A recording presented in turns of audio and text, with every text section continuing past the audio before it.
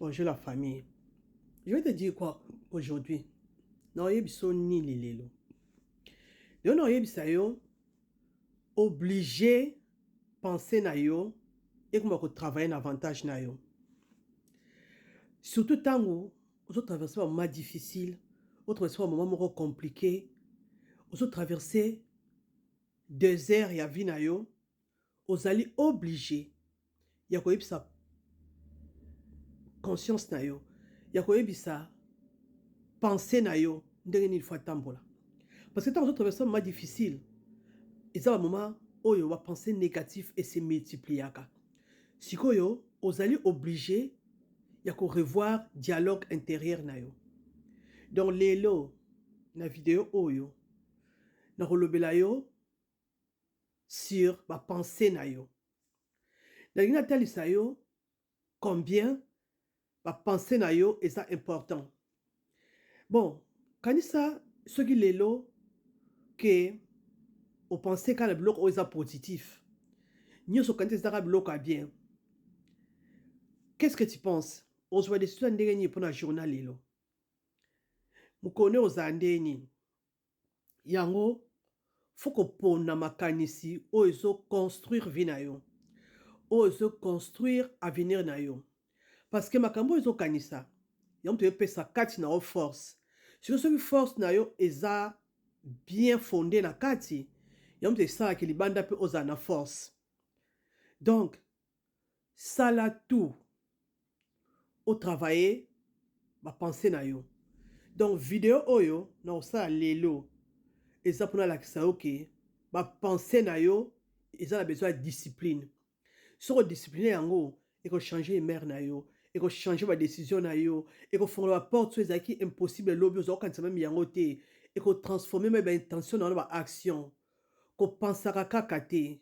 Comment ko yeba ko za dirigeant oza mukonzi oza PDG ya vie na yo. Au telemi penzo bi que non na décider que na ko penser positivement pour na vie nanga. Ba penser nangai et ko zala pour intérêt nanga, pour avantage nanga. Na ko penser biloko négativité. Première leçon. Esprit na yo, yom te créer ka monde où ezana kati na yo. Donc nyoso ezali banda na yo, e banda na kati na yo. Ndengo tala ka vie na yo, ndengo kanisa ka vie na yo.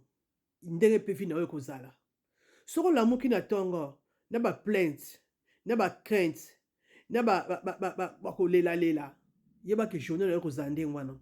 Mais soko décider que o lamuka, na kimia, na tranquillité, au ce terrain est comme fertile. Au monde a été comme fertile, pardon. Au monde a été. Regarde autant le monde, regarde autant le problème, autant le bien.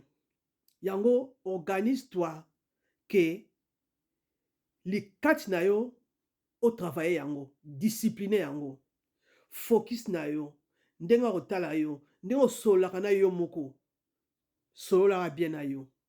Si on décide de changer de manière à soigner, au monde a été, ezaka physique, mais on a beaucoup plus que ça. Au monde, parce que ma canisina yo, eza point de départ ya vie na yo, et qu'on détermine ma décision na yo, et qu'on fasse le comportement na yo, et puis qu'on met ma type ya énergie oyo, yo ça l'ango besoin.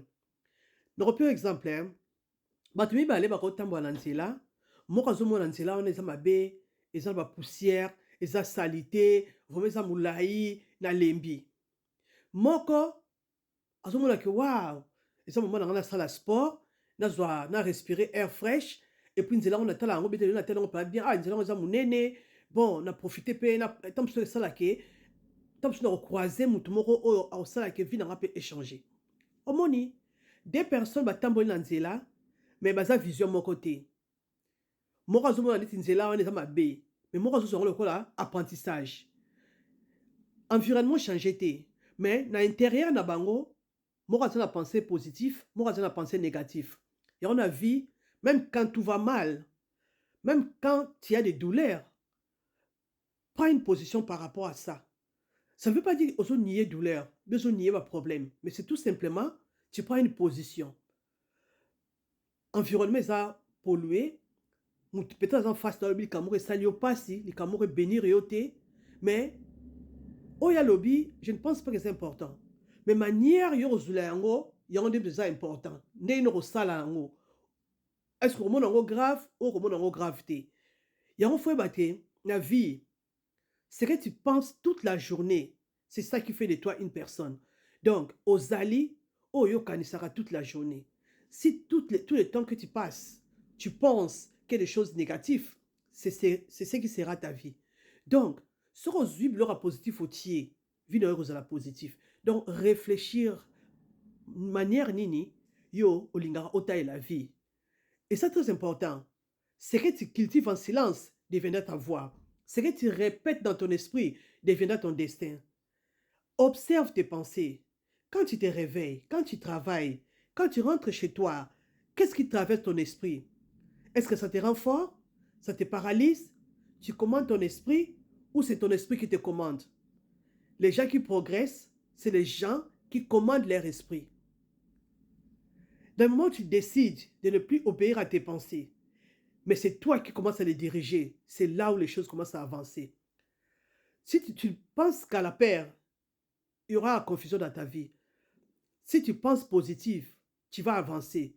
Ce n'est pas de la naïveté, hein? C'est plutôt de la maîtrise de soi. Au décider que vous allez calme, même dans les chaos. Aux choix, il y a en paix, même si tu traverses un moment difficile. Il y a que vie est bien, malgré la difficulté dans notre traversée. C'est très important. On a eu Oyo, et c'est très important pour nous. Et c'est encore le premier point. Je t'amène encore le deuxième point dans quelques minutes.